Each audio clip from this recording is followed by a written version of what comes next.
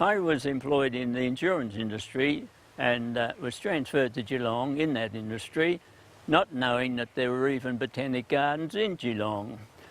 After arriving, when I looked in the street directory, I saw botanic gardens, and I thought to myself, they can't be much because I would have heard about them. Amazed I was when I came and inspected the gardens. The trees in particular caught my attention. One thing I did get enthralled with was the ginkgo biloba, commonly called the maidenhair tree because of the shape of its leaves. And I didn't really, at that time, didn't know much about the ginkgo, but of course I got to work investigating and finding out as much as I could about ginkgos.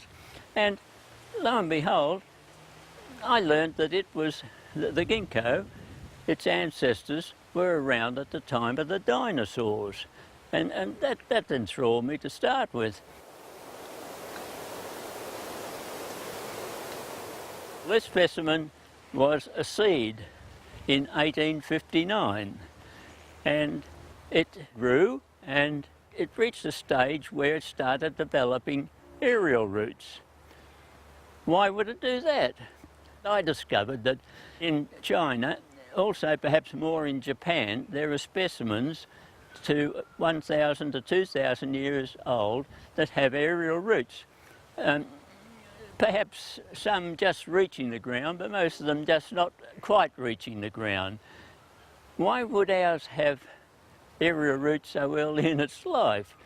One thing we can say is that we have longer summers than China and Japan, where the ginkgo is found naturally, and so they have more growing season each year to develop. Now, just whether ours will ever get roots down to the ground, I will never know.